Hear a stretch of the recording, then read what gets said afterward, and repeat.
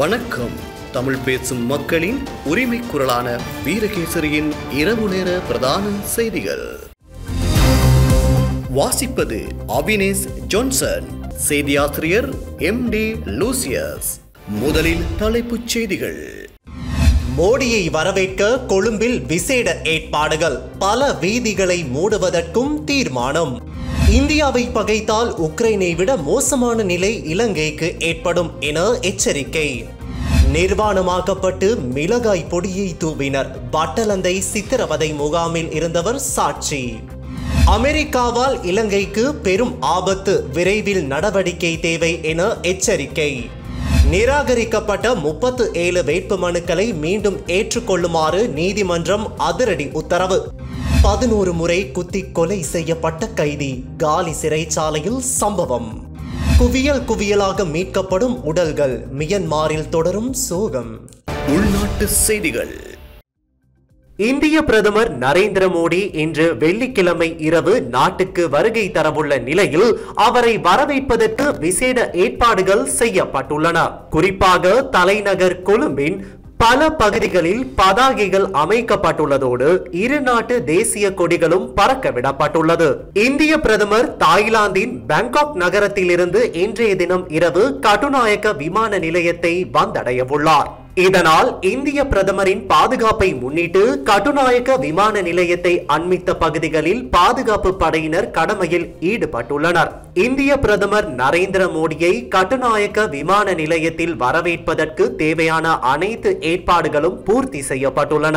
இதே நேரம் இந்திய பிரதமர் நரேந்திர மோடியின் விஜயத்தை முன்னிட்டு விசேட போக்குவரத்து திட்டங்கள் நடைமுறைப்படுத்தப்பட்டுள்ளதாக போலீசார் தெரிவித்தனர். இந்திய பிரதமரின் வருகையை முன்னிட்டு இன்று வெள்ளிக்கிழமை மாலை 6 மணி முதல் இரவு 10 மணி வரை கொழும்பு கட்டுநாயக்க அதிவேக நெடுஞ்சாலை மற்றும் பேஸ்லைன் வீதியை அவ்வப்போது மூடுவதற்கு நடவடிக்கை எடுக்கப்பட்டுள்ளது. இதனால் கட்டுநாயக்க விமான நிலையத்திற்கு செல்லவிருப்பவர்கள் திட்டமிட்டு தங்களது பயணங்களை மேற்கொள்ளுமாறு கோரிக்கை விடுக்கப்பட்டுள்ளது. நாளை சனிக்கிழமை காலி முகத்திடல், சுதந்திர சதுக்கம், பத்திரமுலை, அபேகம ஆகிய பகுதிகளையும் அவ்வப்போது மூடுவதற்கு நடவடிக்கை எடுக்கப்பட்டுள்ளது. மேலும் ஞாயிற்றுக்கிழமை காலை 7 மணி முதல் காலை 10 மணி வரை அனுராதபுரம் நகரம், ரயில் நிலைய வீதி மற்றும் ஸ்ரீ மகாபோதி அண்மித்த பகுதிகளை அவ்வப்போது மூடுவதற்கு நடவடிக்கை எடுக்கப்பட்டுள்ளது. இதனால் ஏற்படும் போக்குவரத்து நெரிசல்களை குறைப்பதற்காக வாகன சாரதிகளுக்கு போலீசாரால் அறிவுறுத்தல்கள் வழங்கப்பட்டுள்ளன. பிரதமர் மோடியின் வருகையை பாதுகாப்பதற்கும் சுமூகமான முறையில் நிறைவேற்றுவதற்கும் தற்காலிக கட்டுப்பாடுகளுக்கு பொதுமக்கள் ஒத்துழைக்க வேண்டும் என போலீசார் வலியுறுத்தியுள்ளனர்.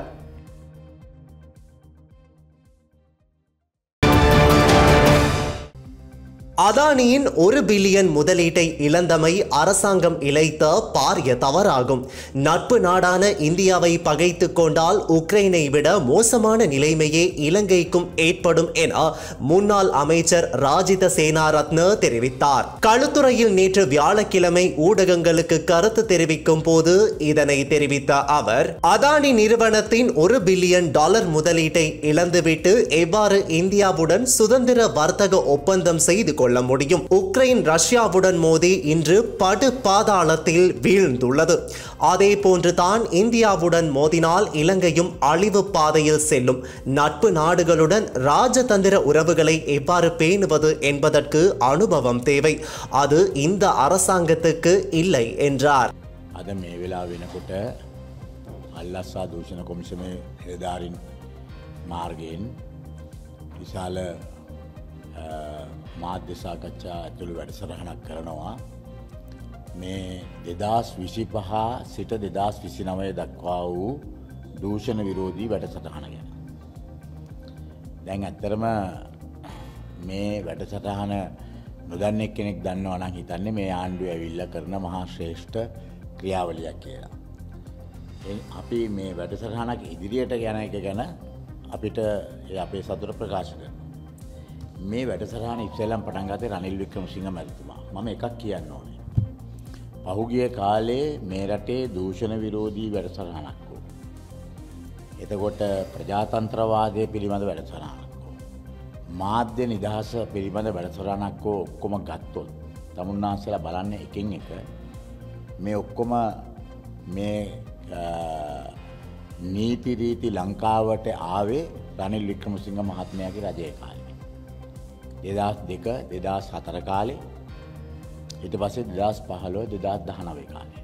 තමුන්නාසලට මාධ්‍ය නිදහස, තමුන්නාසලට තියෙන ක්‍රිමිනල් ඩිෆර්මේෂන් අයින් කළා තමුන්නාසලා බේරගත්තේ හිරේ යන්නේ නැති වෙන්න. වැරදි එකක් වාර්තා කරොත්. එතකොට ඉන්ෆර්මේෂන් ඇක්ට් එක ඕනෑම රජයේ ලිපි ලේඛනයක් ලබා ගැනීමට ඇති නිදහස මේ වගේ ප්‍රජාතන්ත්‍රවාදය පිළිබඳ නොයෙකුත් අනපත් යම් පනපනත් ගෙනල්ලා තියෙනවා නම් මේ විෂයන් හට සම්බන්ධ ඒ ඔක්කොම ගෙනාවේ රනිල් වික්‍රමසිංහ මහත්මයා අගමැති හෝ ජනාධිපති වෙලා ඉන්න වකවානුවක පමණයි. வழங்கிய வாக்குறுதிகளை நிறைவேற்ற முடியாத அரசாங்கம் மக்களின் கவனத்தை திசை திருப்புவதற்காக ஒவ்வொருவராக கைது செய்து கொண்டிருக்கிறது. கோடிக்கணக்கில் கொள்ளையடித்தவர்களை விடுத்து சில்லறை மோசடியாளர்களையே கைது செய்கின்றனர். தற்போது கைது செய்யப்படும் அனைவரும் விளக்கமறியலில் தடுத்து வைக்கப்படுகின்றனர். இவ்வாறு தடுத்து வைக்கப்படுவது முக்கியமல்ல. உரிய சாட்சிகள் நீதிமன்றத்தில் சமர்ப்பிக்கப்பட்டு வழக்கு விசாரணைகள் முன்னெடுக்கப்பட வேண்டும். குறிப்பாக பெரும்பாலான வழக்குகள் முன்னாள் ஜனாதிபதி ரணில் விக்ரமசிங்க ஆட்சி காலத்தில் முன்னெடுக்கப்பட்ட விசாரணைகளை அடிப்படையாக கொண்டவையாகும். கடன் மறுசீரமைப்பு, கடன் மீள் செலுத்துதல், ட்ரம்பின் வரி கொள்கை என பாரதூரமான பிரச்சனைகள் முன்னிருக்கும் போது அரசாங்கம் இவற்றில் ஆர்வமாக இருப்பது நாட்டின் எதிர்காலத்துக்கு ஆபத்தாகும் என்றார்.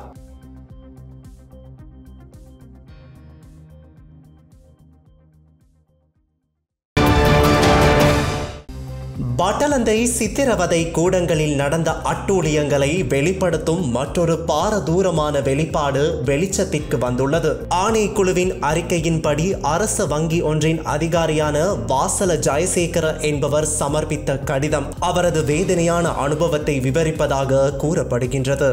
1990 அக்டோபர் 17 அன்று மக்கள் வங்கியின் கலனி கிளையில் அவர் பணிபுரிந்த போது பேலியகொட போலீசாரால் அழைத்து செல்லப்பட்டு டக்ளஸ் பீரிஸின் கொலை குழுவிடம் ஒப்படைக்கப்பட்டுள்ளார். ஜெயசேகரவின் சாட்சியத்தின்படி அவர் நிர்வாணமாக்கப்பட்டு தாக்கப்பட்டு கடுமையான சித்திரவதைக்கு உட்படுத்தப்பட்டுள்ளதுடன் அவரது கண்களில் மிளகாய் பொடி வீசப்பட்டுள்ளது. மேலும் அவரது விரல் நகங்களுக்கு அடியில் ஊசிகள் சொருகப்பட்டுள்ளன. 3 நாட்கள் போலீஸ் நிலையத்தில் வைக்கப்பட்ட பின்னர் ஜெயசேகர பட்டலந்தை சித்திரவதை கூடங்களுக்கு மாற்றப்பட்டுள்ளார். அங்கு அவர் மேலும் மனிதாபிமானமற்ற முறையில் நடத்தப்பட்டதாக கூறியுள்ளார். இதேவேளை டக்ளஸ் பீரிஸ் என்னை பட்டலந்தை சித்திரவதை அறைகளுக்கு அழைத்து சென்றார்.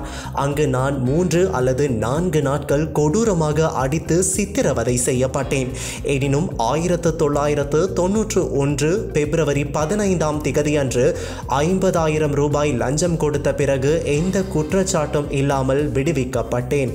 சித்திரவதைக்கு பின்னர் எனது வேலையை மீண்டும் ஆரம்பிக்க தேவையான ஆவணங்களை பெற கூடுதலாக 25,000 ரூபாய் செலுத்த வேண்டியிருந்தது என்று வங்கி அதிகாரி தமது கடிதத்தில் குறிப்பிட்டுள்ளார்.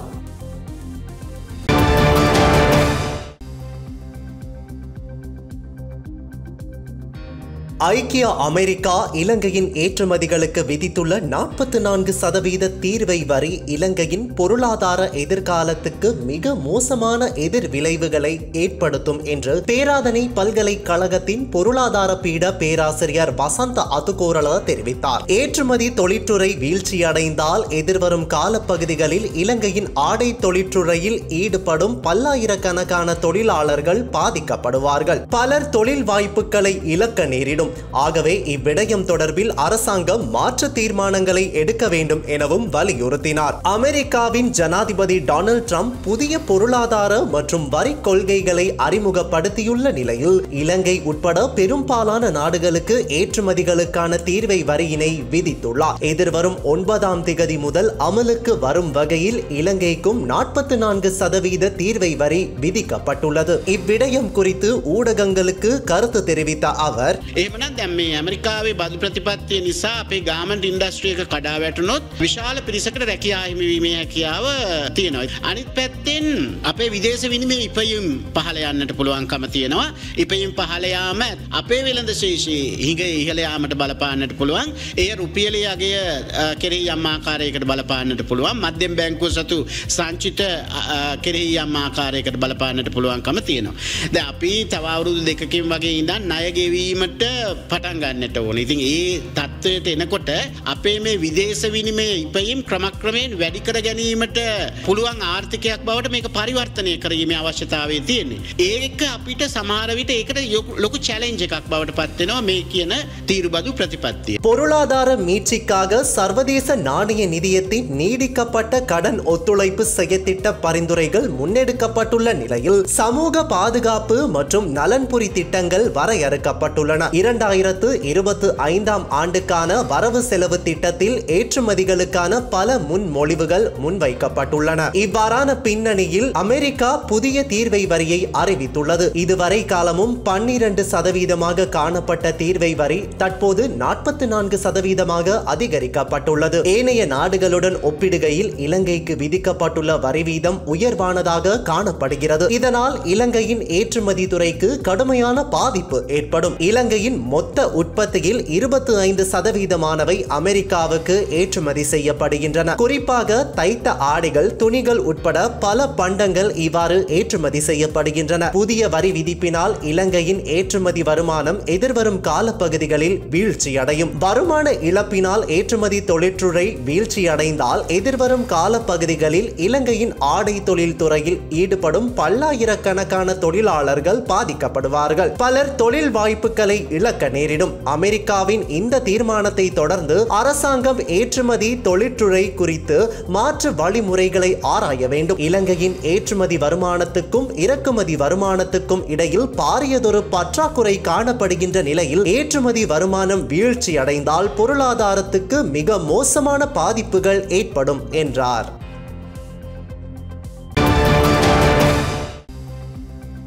எதிர்வரும் உள்ளூராட்சி மன்ற தேர்தலுக்காக நிராகரிக்கப்பட்ட சுமார் 37 வேட்புமனுக்களை மீண்டும் ஏற்றுக்கொள்ளுமாறு சம்பந்தப்பட்ட தேர்தல் அதிகாரிகளுக்கு மேன்முறையீட்டு நீதிமன்றம் இன்று உத்தரவிட்டது. அங்கீகரிக்கப்பட்ட அரசியல் கட்சிகள் மற்றும் சுயேட்சை குழுக்கள் தங்கள் வேட்புமனுக்கள் நிராகரிக்கப்பட்டதை எதிர்த்து ரிட் மனுக்களை தாக்கல் செய்திருந்தன. குறித்த மனுக்களை ஆராய்ந்த பிறகு மேன்முறையீட்டு நீதிமன்றத்தின் பதில் தலைவர் முகமது லாபர் தாஹிர் மற்றும் KP பெர்னாண்டோ ஆகியோர் அடங்கிய மேன்முறையீட்டு நீதிமன்ற நீதிபதிகள் அமர்வு இந்த உத்தரவை பிறப்பித்தது. இன்றைய தீர்ப்பு எங்களுக்கு சந்தோஷத்தை தந்திருக்கிறது. அதாவது இந்த நாட்டிலே நீதித்துறை மிக சிறப்பாக இயங்குகிறது என்பதை மிக தெளிவாக இந்த தீர்மானம் எங்களுக்கு எடுத்துக்காட்டுகின்றது. இளைஞர்களுக்கான ஒரு அரசியல் நியாயம் இந்த களத்திலே இந்த காலத்திலே இல்லாத போதும் நீதிமன்றம் அதற்கான சரியான ஒரு நிலைப்பாட்டை இன்று அறிவித்திருக்கிறது. குறிப்பாக சொல்ல போனால் புத்தளம் என்று சொல்லுகின்ற போது புத்தளம் மாவட்டத்திலே இதற்கு முன்னால் நடைபெறுகின்ற தேர்தல்களில் எல்லாம் வேட்புமனுக்கள் நிராகரிக்கப்படுகின்ற போது அந்த வேட்புமனுக்களில் என்ன தவறு இருக்கிறது என்பதை அந்த கட்சியின் தலைமையோ அல்லது செயலாளரோ அல்லது மாவட்ட அமைப்பாளரோ பார்க்காமல் காலம் காலமாக கஷ்டப்பட்ட அந்த அரசியல்வாதிகள் ஏதோ தவறு விட்டார்கள் என்று ஊகித்துக் கொண்டு அவற்றை புறம் தள்ளிய வரலாறு தான் புத்தளம் மாவட்டம் முழுதும் இருந்திருக்கிறது. ஆனால் இந்த முறை எங்களுடைய வேட்புமனு நிராகரிக்கப்பட்டதை நாங்கள் எதிர்த்தோம். எங்களை நம்புவதற்கு யாருமே இல்லை. புத்தளத்தில் இருக்கின்ற பலம் பொருந்திய பாராளுமன்ற உறுப்பினர்கள் இருக்கிறார்கள், கட்சியின் முக்கியமான உறுப்பினர்கள் இருக்கிறார்கள், சில கட்சியின் தலைவர்களின் வீடு கூட புத்தளத்தில் இருக்கிறது. அவர்கள் எல்லாம் சொன்ன ஒரு விடயம்தான், இது சாத்தியமற்றது, அவர் ஏதோ தவறு விட்டிருக்கிறார், இந்த வேட்புமனு மீண்டும் பெற மறுப்பார்கள், ஆகவே தோல்வியடைந்து விட்டார்கள், அடுத்த 5 வருடத்திற்கு அவர்களுக்கு அரசியல் இல்லை என்று எல்லோரும் பேசிய போது நாங்கள் இளைஞர்களாகிய நாங்கள் நம்பிக்கை என்கின்ற ஒரு விடயத்திலே தெளிவாக இருக்கிறோம். தன்னம்பிக்கை என்கின்ற விடயம் இளைஞர்களின் இரத்தத்திலே ஓடிக்கொண்டிருக்கிறது என்பதால் நீதிமன்றத்திற்கு வந்து நாங்கள் அந்த வேட்பு மனுக்களை மறுபரிசீலனை செய்ய வேண்டும் என்று வேண்டிக் கொண்டோம். அதன் அடிப்படையிலே 5 நாட்கள் தொடராக புத்தளம் கொழும்பு என்று வந்து சட்டத்தரணிகளை சந்தித்து தேவையான ஆவணங்களை கொடுத்து சில நேரம் சட்டத்தரணிகளுக்கு கூட நாங்கள் செய்தது பிழை இல்லை என்பதை அடித்து கூறி இந்த தீர்ப்பினை நாங்கள் வென்றெடுத்திருக்கிறோம். அவை இந்த தீர்ப்பானது இளைஞர்களின் அரசியல் இந்த நாட்டுக்கு தேவை என்பதை வலியுறுத்துகின்ற ஒரு தீர்வு. அவை இந்த தீர்ப்பை தந்திருக்கின்ற உச்ச நீதிமன்றம் அந்த நீதியரசர்களுக்கும் அவற்றை பெற்றுத் தருவதற்காக எங்களுக்கு உதவி செய்த சட்டத்தரணிகளுக்கும் நாங்கள் இந்த சந்தர்ப்பத்திலே நன்றிகளை தெரிவித்துக் கொள்கிறோம். அதே நேரம் எதிர்காலத்திலே இந்த நாட்டிலே அரசியலுக்குள் இளைஞர்கள் வர வேண்டும் என்பதற்கு இது முக்கியமான ஒரு உதாரணம். காலி புச அதி உயர் பாதுகாப்பு சிறைச்சாலையில் கைதி ஒருவர் படுகொலை செய்யப்பட்டுள்ளார். அவர் கூரான ஆயுதம் ஒன்றினால் 11 தடவைகள் குத்தி கொலை செய்யப்பட்டுள்ளதாக போலீசார் தெரிவித்துள்ளனர். இதன் போது மேற்கொள்ளப்பட்ட தேடுதல் வேட்டையில் அங்கு ஏராளமான ரவுட்டர்கள் மற்றும் கையடக்க தொலைபேசிகள் கண்டுபிடிக்கப்பட்டுள்ளன. போதைப் பொருள் விவகாரம் காரணமாகவே இந்த கொலை சம்பவம் நடத்தப்பட்டிருக்கலாம் என போலீசார் கூறியுள்ளனர். மேலும் தற்போது சிறை தண்டனை அனுபவித்து வரும் கைதி ஒருவரே குற்றவாளியாக இருக்கலாம் எனவும் போலீசார் சந்தேகிக்கின்றனர். இந்நிலையில் சம்பவம் தொடர்பான மேலதிக விசாரணைகளை போலீசார் மேற்கொண்டு வருகின்றனர். இந்திய பிரதமர் நரேந்திர மோடியின் இலங்கை விஜயத்தின் போது செய்யப்படவுள்ள வலுசக்தி மற்றும் பாதுகாப்பு தொடர்பான உடன்படிக்கைகள் இலங்கைக்கே பாதிப்பாக அமையலாம் என்பதுடன் இறுதியில் இலங்கையின் இருப்பை இந்தியாவிடம் ஒப்படைக்கும் நிலைமையும் உருவாகிவிடலாம் என்றும் தேசிய சுதந்திர முன்னணி தலைவரும் முன்னாள் பாராளுமன்ற உறுப்பினருமான விமல் வீரவன்ச தெரிவித்துள்ளார். தேசிய சுதந்திர முன்னணி அலுவலகத்தில் நேற்று வியாழக்கிழமை நடத்தப்பட்ட செய்தியாளர் சந்திப்பில் இதனை தெரிவித்த அவர், ඉන්දියානු මාධ්‍යවලින් කර තිබෙන අනාවරණයන් අනුවත් මොකද ඉන්දියානු මාධ්‍යවල ලංකාවෙන් අනාවරණය නොවුණු ගොඩක් තොරතුරු ඇතුළත් වෙලා තිබුණා පෞකිය දින කීපේ. ඇතැම් ඉන්දිය මාධ්‍ය වාර්තා කළා නරේන්ද්‍ර මෝඩි අග්‍රාමාත්‍යවරයා ශ්‍රී ලංකා සංචාරයේදී 1987 ඉන්දු ලංකා ගිවිසුමෙන් පසුව ඉන්දියාවට වඩාත් වැදගත් වන ගිවිසුමකට අස්සන් තබනවා ඒ ආරක්ෂක සහයෝගිතා ගිවිසුමක්. ඒ වගේම එම මාධ්‍ය පෙන්වා දී තිබුණා නැගී එන චීන මිලිටරි බලයට මුහුණ දීම සඳහා මෙම ආරක්ෂක ගිවිසුම ඉවහල් වනු ඇතැයි ඉන්දියානු මාධ්‍ය මගින් විශ්වාසය පළ කොට තිබුණා. එතකොට දැන් අපි හොයලා බැලුවා මේ තාම තීරණාත්මක ගිවිසුම් පාර්ලිමේන්තුවට ඉදිරිපත් කරලා නැහැ. මහ ජනතාව දන්නේ නැහැ. ආණ්ඩු පක්ෂය හෝ විපක්ෂයේ മന്ത്രിවරු දන්නේ නැහැ. අන්තර්ගතයේ මොනවද තියෙන්නේ කියලා. අමාත්‍ය මණ්ඩලයට දීලා තියෙන්නේ පොඩි බ්‍රීෆින් නෝට් එකක් විතරයි. ඒ කියන්නේ සංක්ෂිප්ත පැහැදිලි කිරීමක් විතරයි. ඒ සංක්ෂිප්ත සටහනකින් පුළුවන් ද මේ ගිවිසුම් වලින් වෙන්නේ රටට යහපතක්ද අයහපතක්ද කියලා කෙනෙකුට නිගමනයකට එන්න. ඔය සංක්ෂිප්ත සටහන් වලින් කරන්නේ ඒකේ තියෙන මොන හරි ධනාත්මක කාරණයක් තියෙනවා නම් ඒක අතිශයෝක්තියෙන් හුවා දැක්වීම පමණයි. අනිල් වික්‍රමසිංහ ගියා ඉන්දියාවට. ඉන්දියාවත් එක්ක යම් අවබෝධතා ගිවිසුමක් එකඟතා ගිවිසුමකට එළඹුණා. අනිල් වික්‍රමසිංහ පහුගියදා ගොස් අත්සන් කරපු ගිවිසුම මොකක්ද? ඉන්දියාව සමග විදුලි රැහන් පද්ධතිය සම්බන්ධ වූ රටක්, ඉන්දියාව සමග තෙල් සහ ගෑස් නල පද්ධතියෙන් සම්බන්ධ වූ රටක්, ඉන්දියාව සමග මුදල් ඒකකයෙන් සම්බන්ධ වූ රටක්, ඉන්දියාව සමග සංස්කෘතිය මෙලෙස සම්බන්ධ වූ ජනතාවක්, ඉන්දියාව සමග ගුවනින් ගොඩබිමින් මුහුදෙන් සම්බන්ධ වූ රටක්. මොකද වෙන්නේ? ප්‍රශ්නයක් නැද්ද? ප්‍රශ්නයක් තිබෙනවා. ඔව් අනුප්‍රාප්තික ජනාධිපතිවරයාට එහෙම ජනවරමක් ලබා දීලා නැහැ. ඒ වගේම මේ ජාතික ජන බලවේගයේ ජනාධිපතිවරයාටත් එහෙම ජනවරමක් ලබා දීලා නැහැ. ඔවුන්ගේ ජනාධිපතිවරණයට ඉදිරිපත් කරපු මැතිවරණ ප්‍රකාශනයේ ප්‍රතිපත්ති ප්‍රකාශනයේ කොතනකවත් සඳහන් වෙන්නේ නැහැ. ඔවුන්ම මේ හෙලා දැකපු රනිල් වික්‍රමසිංහ අස්සන් කරලා ආවේ ඒකාබද්ධ නිවේදනයක්. ජොයින්ට් ස්ටේට්මන්ට් එකක්. දැන් මෙතන අස්සන් කරන්නේ ජොයින්ට් ස්ටේට්මන්ට් එකේ තිබ්බ කරුණු වලට අදාළ ගිවිසුම්. நரேந்திர மோடி இலங்கைக்கு விஜயம் செய்யும் போது 1987 செய்யப்பட்ட இலங்கை இந்திய உடன்படிக்கையை விடவும் இந்தியாவுக்கு மிகவும் முக்கியமான உடன்படிக்கையில் கையெழுத்திட உள்ளதாகவும் அது பாதுகாப்பு ஒத்துழைப்பு தொடர்பான உடன்படிக்கை என்றும் இந்திய ஊடகங்கள் செய்தி வெளியிட்டுள்ளன. அதே போன்று மேலோங்கும் சீன ராணுவ பலத்திற்கு முகம் கொடுக்கும் வகையில் இந்த உடன்படிக்கை அமையும் என்றும் இந்திய ஊடகங்கள் குறிப்பிட்டுள்ளன. எவ்வாறாயினும் இந்த தீர்மானம் மிக்க உடன்படிக்கை தொடர்பான தகவல்கள் பாராளுமன்றத்தில் முன்வைக்கப்படவில்லை. அன்று அனுரகுமார தரப்பினரால் எதிர்ப்பு தெரிவிக்கப்பட்ட ஜனாதிபதியாக ரணில் விக்ரமசிங்க இருந்தபோது கையெழுத்திட்ட கூட்டு உடன்படிக்கையில் இருந்த புரிந்துணர்வு உடன்படிக்கையிலேயே தற்போதைய ஜனாதிபதி அனுரகுமார திசாநாயக்க கையெழுத்திடவுள்ளார். இந்த விடயத்தில் ஜேவிபி முன்னர் இருந்த நிலைப்பாட்டில் இருந்து முற்றிலும் மாறியுள்ளது. பலுசக்தி உடன்படிக்கை உடன்படிக்கை ஊடாக இலங்கை வலுசக்தியில் இந்தியாவை நம்பியிருக்கும் நிலைமை உருவாகும். இறுதியில் இந்தியாவின் இன்னும் ஒரு மாநிலமாக இலங்கை மாறும் நிலைமையும் ஏற்படலாம். அதே போன்று பாதுகாப்பு தொடர்பான உடன்படிக்கை மூலம் 1988 கால இலங்கை இந்திய உடன்படிக்கையை விடவும் பெரிய காட்டிக் கொடுப்பாக அமைந்துவிடும். இதனால் திருட்டுத்தனமாக செய்து கொள்ளப்படும் இவ்வாறான உடன்படிக்கைகளால் எதிர்கால சந்ததிக்கே பாதிப்பு ஏற்படும். இறுதியில் தவிர்க்க முடியாதவாறு இலங்கையின் இருப்பை இந்தியாவிடம் ஒப்படைக்க நேரிடும். இந்தியாவின் அனுதாபத்தில் இயங்கும் நாடாக இலங்கை மாற்றமடையலாம். அடுத்த பெறுபேறாக சிக்கினுக்கு ஏற்பட்டதை போன்று இந்தியாவின் 29வது மாநிலமாக இலங்கை மாற்றமடையலாம். அதே போன்று அடுத்தவரின் யுத்தத்திற்கு பலியாகும் நாடாகவும் மாறலாம். இதனால் மக்கள் இதனை புரிந்து கொள்ள வேண்டும் என்றார்.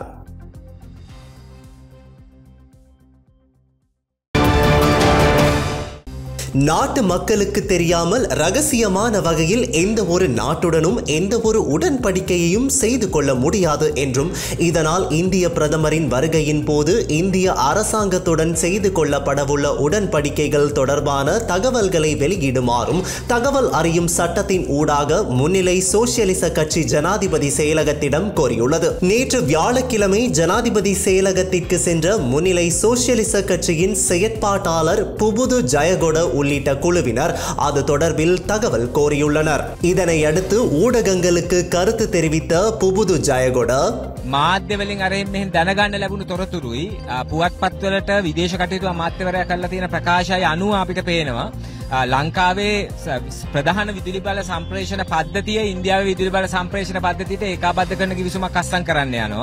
1971 ஏப்ரல் போராட்டத்தின் 54வது வருட நினைவு ஏப்ரல் 5ஆம் தேதி அனுஷ்டிக்கப்படவுள்ள நிலையில் அன்றைய தினத்தில் இந்திய பிரதமர் நரேந்திர மோடியுடன் பல்வேறு உடன்படிக்கைகள் கைச்சாத்திடப்படவுள்ளன. ஆனால் அந்த உடன்படிக்கைகள் என்ன, அவற்றில் உள்ளவை என்ன என்ற தகவல்கள் எதுவும் இதுவரையில் வெளியிடப்படவில்லை.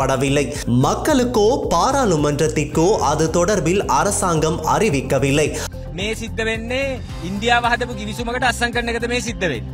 ඒ ප්‍රශ්නේ අපි ඉස්සරහ බරපතල විදියට තියෙනවා. සාමාන්‍යයෙන් මෙහෙම ලංකාවේ ජනතාවගේ ජීවිතය වලට ඉතාම බරපතල ලෙස බලපාන භූදේශපාලන බල උගුලක අපිව හිර වෙන කිවිසුම් අත්සන් කරනවා නම් මූලික වශයෙන් ඒවා ජනතාවට කිවිසුම් හෙළිදරව් කරලා ඒ කිවිසුම් සම්බන්ධ ජනමත විචාරණ පැවැත්විය යුතු යවම වශයෙන් அமைச்சரவைக்கும் உடன்படிக்கையின் பிரதிகள் கையளிக்கப்படவில்லை. மக்களின் வாழ்க்கையுடன் தொடர்புடைய தீர்மானங்களை எடுக்கும் போது அது தொடர்பில் மக்களிடம் கேட்க வேண்டும். அது தொடர்பான உடன்படிக்கைகளை மக்களிடம் முன்வைக்க வேண்டும். அது தொடர்பில் கருத்துக்களை கேட்டறிந்த பின்னரே அவற்றை செயற்படுத்த முடியும். இல்லை என்றால் அதனை பாராளுமன்றத்திலாவது முன்வைக்க வேண்டும். ஆனால் இவ்வாறு எதனையும் செய்யாது ரகசியமான முறையில் உடன்படிக்கைகளை செய்ய முடியாது. இதனால் இது தொடர்பான தகவல்களை வெளியிடுமாறு நாங்கள் ஜனாதிபதி செயலகத்திடம் கோரிக்கை விடுத்துள்ளோம் என்றார்.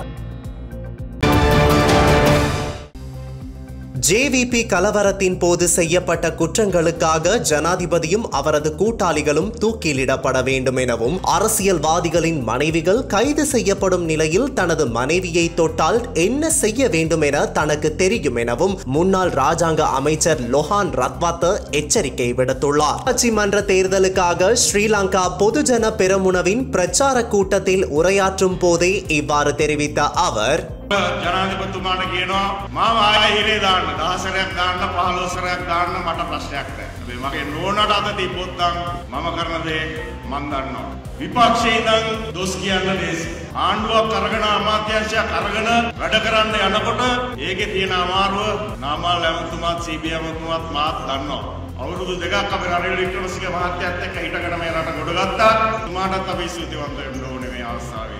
நீங்கள் என்னையும் என் மனைவியையும் சிறையில் அடைத்தது மட்டுமல்லாமல் இப்போது மற்றொரு முன்னாள் முதலமைச்சரும் ஒரு முன்னாள் அமைச்சரின் மனைவியும் கூட தடுப்பு காவலில் வைக்கப்பட்டுள்ளமை வெட்கக்கேடானது. ஜேவிபி கலவரத்தின் போது செய்யப்பட்ட குற்றங்களுக்காக ஜனாதிபதியும் அவரது கூட்டாளிகளும் தூக்கிலிடப்பட வேண்டும். நீங்கள் தேசத்திற்கு நல்லது செய்தால் நாங்கள் உங்களை ஆதரிப்போம், இல்லை என்றால் நாங்கள் மாற்று நடவடிக்கைகளையும் எடுக்க வேண்டியிருக்கும். நீங்கள் என்னை எத்தனை முறை வேண்டுமானாலும் சிறையில் அடைக்கலாம். ஆனால் நீங்கள் என் மனைவியை தொட்டால் நான் என்ன செய்வேன் என்று எனக்கு தெரியும் எனவும் எச்சரிக்கை விடுத்துள்ளார்.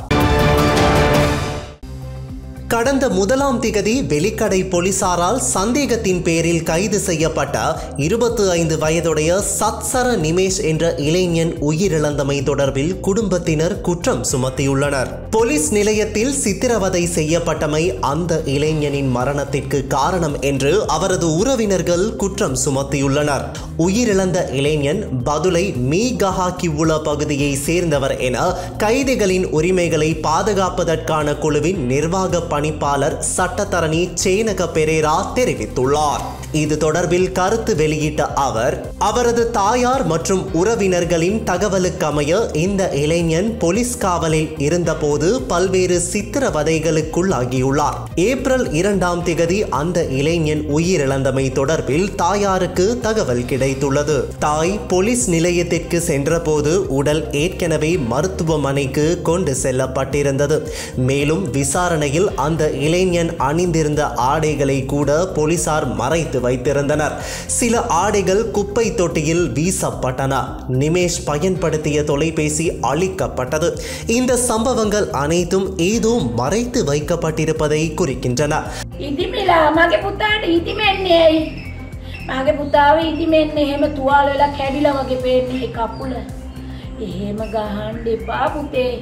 மகன் சிறைச்சாலைக்குள் உயிரை மாய்த்துள்ளதாக போலீசார் தாயாரிடம் கூறியுள்ளனர். எனினும் முல்லேரியா மருத்துவமனை பிணவரையில் பிரேத பரிசோதனை நடைபெற்று வருகிறது.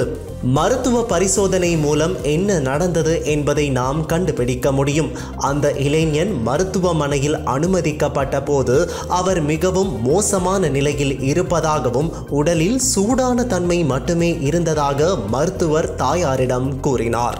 இந்த இளைஞன் ஒரு தனியார் மருத்துவமனையில் பணிபுரிவதாகவும் ராஜகிரிய பகுதியில் உள்ள ஒரு தங்கும் விடுதியை கண்டுபிடிக்க சென்று கொண்டிருந்த போது முச்சக்கர வண்டியில் வந்த ஒரு குழுவினரால் தாக்கப்பட்டதாகவும் தெரிவிக்கப்படுகிறது.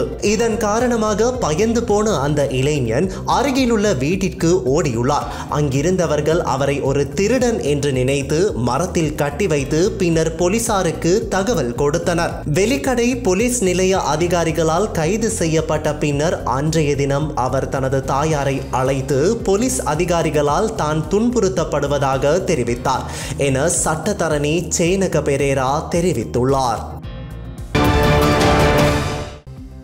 சிறைச்சாலையில் அடைக்கப்பட்டுள்ள பதவி இடைநீக்கம் செய்யப்பட்டிருக்கும் போலீஸ் மா அதிபர் தேசபந்து தென்னகோன் மிகவும் சூட்சுமமான முறையில் அதிகாரிகளிடம் தனது நடத்தையை வெளிப்படுத்துவதாக தெரிவிக்கப்படுகின்றது. மேலும் விசாரணைகளின் போது மிக அதிகமான பொய்யான தகவல்களை அவர் கூறுவதாக போலீஸ் அதிகாரிகளை மேற்கோள் காட்டி தகவல்கள் கிடைக்க பெற்றுள்ளன.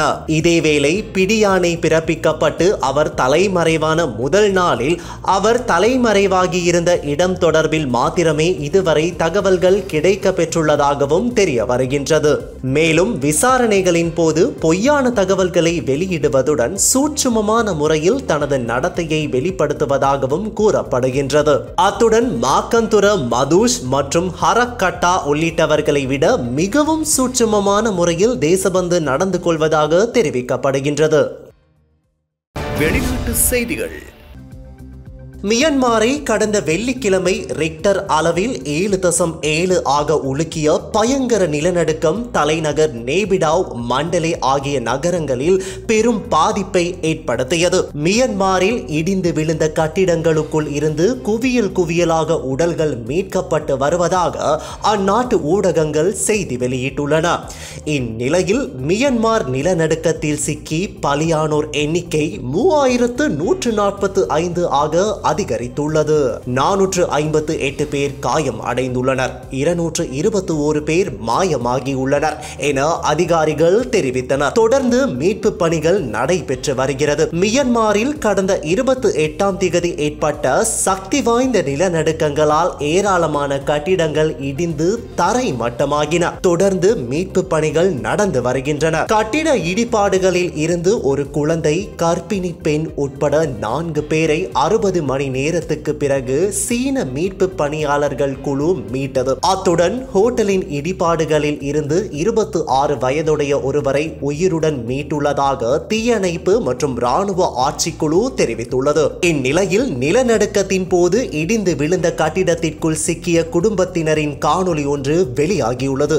இந்த காணொளியில் 13 மற்றும் 16 வயதுடைய 2 இளம் பெண்களும் காயமடைந்த அவர்களின் பாட்டியும் இடிபாடுகளுக்கு மத்தியில் சிக்கி தவிக்கும் காணொளி காண்போரை கதிகலங்க வைத்துள்ளது. இவர்கள் நிலநடுக்க அதிர்வுகளின் போது அவசர படிக்கட்டுகளுக்கு விரைந்த போது திடீரென இடிந்த கட்டிடத்தின் சரிவில் சிக்கிக் கொண்டுள்ளனர். இடிபாடுகளை அகற்றி அவர்களை மீட்க கூடுதல் உபகரணங்கள் தேவைப்படும் நிலையில் அதிகாரிகள் அவர்களை மீட்க தொடர்ந்து போராடி வருகின்றமை குறிப்பிடத்தக்கது. நிலநடுக்க பாதிப்புகள் காரணமாக உயிரிழந்த 3000 பேரது உடல்கள் இதுவரை மீட்கப்பட்டுள்ளன.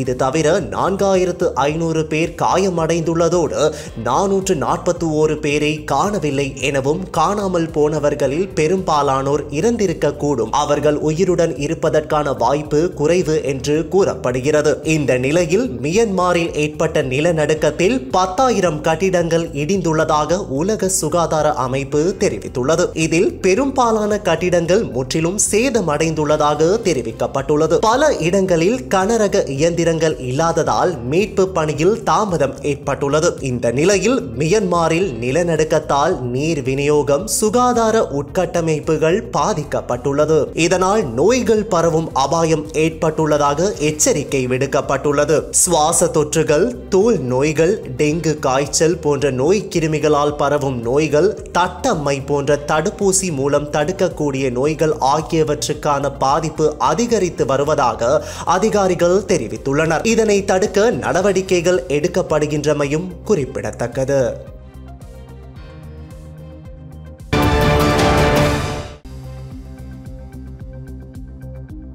பல்வேறு நாடுகளிலிருந்து இறக்குமதி செய்யப்படும் பொருட்களுக்கு பரஸ்பர வரி விதிப்பை அமுல்படுத்திய அமெரிக்க ஜனாதிபதி டொனால்ட் ட்ரம்பின் நடவடிக்கைக்கு உலக தலைவர்கள் கடும் எதிர்ப்பை வெளியிட்டு வருகின்றனர். அமெரிக்காவின் பரஸ்பர வரி விதிப்புகளை ட்ரம்ப் நேற்று வியாழக்கிழமை அறிவித்துள்ளார். அதன்படி இந்தியாவுக்கு 26%, சீனாவிற்கு 34%, ஐரோப்பிய ஒன்றியத்துக்கு 20%, பிரிட்டனுக்கு 10%, வியட்நாமுக்கு 46%, தாய்வானுக்கு 32%, ஜப்பானுக்கு 24%, மலேசியாவுக்கு 24%, தென்கொரியாவுக்கு 25%, தாய்லாந்துக்கு 36%, சுவிட்சர்லாந்துக்கு 31%, இந்தோனேசியாவுக்கு 32%, கம்போடியாவுக்கு 49%, இலங்கைக்கு 44%, பாகிஸ்தானுக்கு 29% வரி விதிக்கப்பட்டுள்ளது.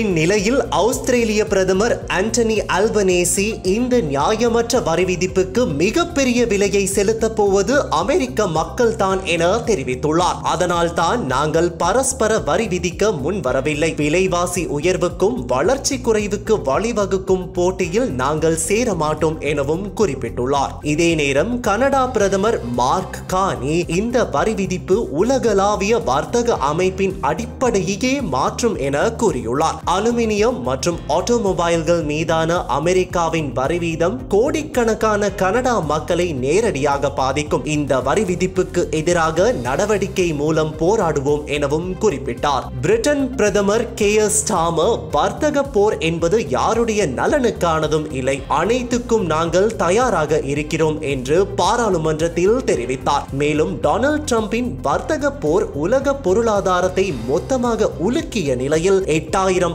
அமெரிக்க தயாரிப்புகளுக்கு வரி விதிக்க இருப்பதாக பிரித்தானியா மிரட்டல் விடுத்துள்ளது. இதனிடையே வர்த்தக போர் இரு தரப்புக்கும் பாதிப்பை ஏற்படுத்தும் என்று ஜெர்மனி எச்சரித்துள்ளது. ஸ்வீடன் பிரதமர் உல்ஃப் கிறிஸ்டசன் நாங்கள் வர்த்தக போரை விரும்பவில்லை என தெரிவித்துள்ளார். எங்கள் நாட்டு மக்களின் சிறந்த வாழ்க்கைக்காக அமெரிக்காவுடன் இணைந்து வர்த்தகம் மற்றும் ஒத்துழைப்புக்கான பாதைக்கு திரும்புவதற்கான வழியை கண்டறிய விரும்புகிறோம் எனவும் தெரிவித்தார். இத்தாலி பிரதமர் ஜார்ஜியா மெலனி மேற்கு நாடுகள் நாடுகளை பலவீனப்படுத்தி மற்ற நாடுகளுக்கு சாதகமாக அமையும் வர்த்தக போரை தவிர்க்கும் குறிக்கோளுடன் அமெரிக்காவுடன் பேச்சுவார்த்தை நடத்துவதற்கான எங்களால் முடிந்த அனைத்தையும் செய்வோம் என தெரிவித்துள்ளார். இந்நிலையில் வரி விதிப்பை அமெரிக்கா அமுல்படுத்தி இருப்பது தொடர்பாக இதுவரை இந்திய அரசு தரப்பில் யாரும் கருத்துக்களை வெளியிடாதது குறிப்பிடத்தக்கது. அண்டார்டிகா மற்றும் அர்ஜென்டினாவின் தெற்கு முனை இடையிலான கடல் பகுதியில் சொகுசு கப்பலில் பயணித்தவர்கள் 40 அடி உயரத்துக்கு எழும்பிய அலைகளால் பீதி அடைந்தனர். அண்டார்டிகாவிற்கும் தென் அமெரிக்க கண்டத்தின் தெற்கு முனைக்கும் இடையிலான கடல் பகுதி பயங்கர அலைகளுடன் எப்போதும் கொந்தளிப்புடன் இருக்கும். இந்த கடலில் ஒரு சொகுசு பயண கப்பலில் பயணித்த பயணிகள் 40 அடி உயர அலைகள் கப்பலை தாக்கிய போது மிகப்பெரிய திகிலூட்டும் அனுபவத்தை பெற்றனர். அவர்கள் எடுத்த காணொளியில் கப்பலின் பிரம்மாண்டமான ஜன்னல்கள் வழியாக தெரியும் உயரமான அலைகள் மற்றும் ஆச்சரியமடைய வைக்கும் கப்பல் அசைவு ஆகியவற்றை பார்த்து பயணிகள் பீதி அடைகின்றனர்.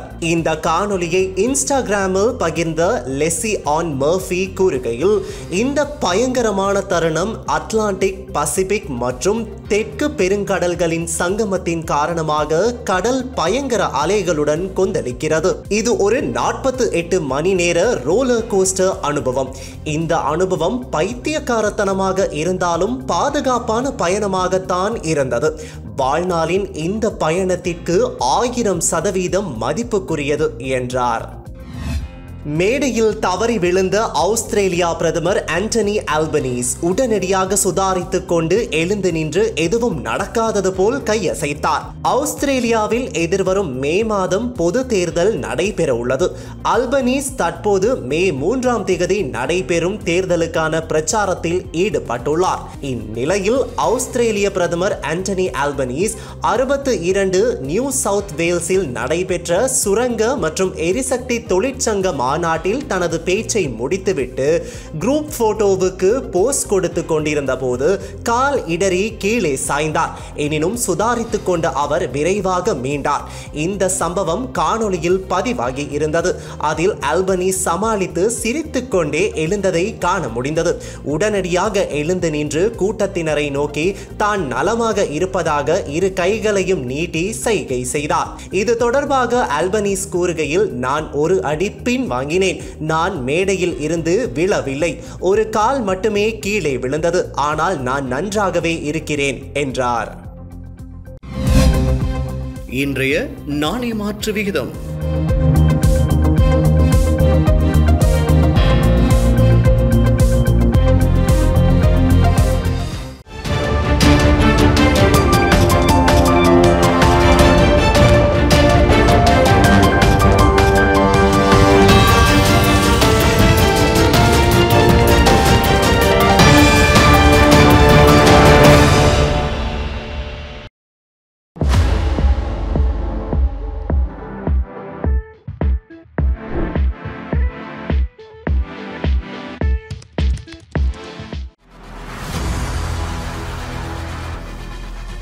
இலங்கையின் முதல் நிலை முதற்கர செய்தி வழங்குனர் வீரகேசரியின் குறுந்தகவல் செய்திகளை உடனுக்குடன் தமிழில் பெற்றுக்கொள்ள டயலாக் வலையமைப்பிலிருந்து REG இடைவெளி வீக்கி என்று பதிவிட்டு 87 960 என்ற எண்ணுக்கு குறுஞ்செய்தி ஒன்றை அனுப்புங்கள்.